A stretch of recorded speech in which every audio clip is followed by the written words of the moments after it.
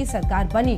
जुलाई 2019 में प्रमुख नेताओं के फोन पर टैपिंग का ये आरोप। नलिन कोहली साहब, ऐसे कई सारे गड़े मुर्दे निकलेंगे और यह आरोप लग रहा है। इसको काउंटर करने का सिर्फ ये तरीका नहीं हो सकता कि इनकी साजिश है।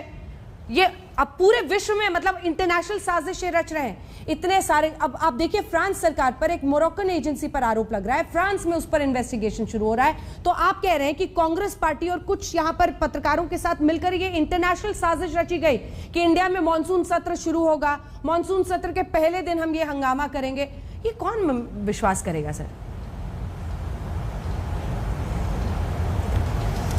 पहली बार पिछले सेगमेंट में, क्षमा करिएगा भदौरिया जी, मैं आपके डिबेट को टोकना नहीं चाहता था, पर क्योंकि आपने कहा कि सरकार के प्रवक्ता है, सिर्फ उसको स्पष्ट करा था कि मैं सरकार का प्रवक्ता नहीं हूं, भाजपा पार्टी का प्रवक्ता हूं। लेकिन आपकी डिबेट डिस्टर्ब हुई, उसके लिए मैं आपका क्षमा प्रार्थी हूं। दूसरी बात कि आपने अभी जो पूछा कि कई देशों के कई इन्वेस्टिगेशन कई संस्थाओं ने किए। एक उठा लेते हैं नाम एमनेस्टी।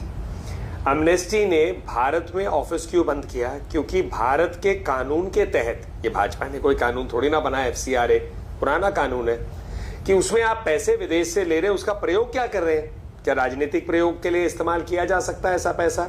ये सब ना बताने के लिए दफ्तर ही बंद कर दिया।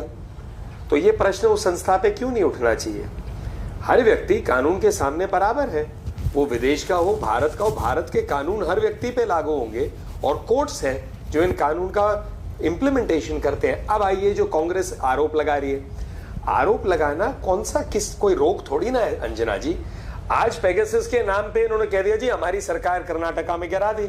मुझे हैरानी नहीं होगी अगर कल इनके खड़े हो जाए वरिष्ठ नेता और कहने लग जाते भाई 2019 के चुनाव इसलिए आ रहे थे क्योंकि पेगासस था, जनता जो है उनके फोन के ऊपर में उनको बेवकूफ बनाया गया।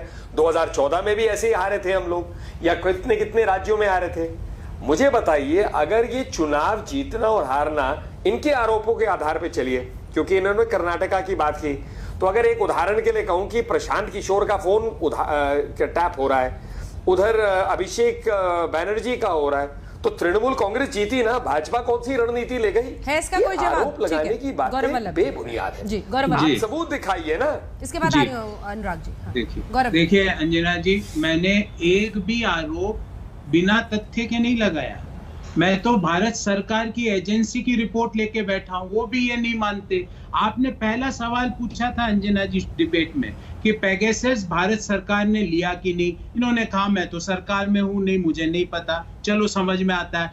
आज तक इसके बारे में कोई बोल पाया? पिछले 2 दिनों में किसी ने बताया कि पेगासस भारत सरकार ने लिया कि नहीं? हाँ, रविशंकर प्रसाद जी ने बोला कि हाँ, जो 100 से ज्यादा लोगों के व्हाट्सएप की जासूसी हो रही थी 2019 में, उसमें उन्होंने माना कि ये 20 मई 2019 को व्हाट्सएप ने हमें इसके बारे में सूचना दी, ये माना और संसद को बताया उन्होंने। अब ये यहाँ बोल रहे पेगासस है कि नहीं, ये भी मुझे नहीं पता। आरोप मैं मानता नहीं, ये संयोग है या प्रयोग है। अरे ब्राजील ने कोवैक्सीन खरीदा था, वहां पे थोड़ा सा आरोप लगा, उसने जांच बैठाई। राफेल के ऊपर थोड़ा सा आरोप लगा, फ्रांस में जांच हो गई। आप जांच से इतना डरते क्यों? और अंजना जी, आपने ब्रेक से पहले पूछा कि संसद क्यों नहीं चलने दे रहे। दुख होता है अंजना जी, जैसे आपका दुख होता है, मेरा भी दुख, मेरे को भी दुख होता है। आपको दुख नहीं होता, आपको तो मेरा सवाल मजाक लग रहा था। आप सुन ली नहीं? आपको तो मजाक लग रहा था।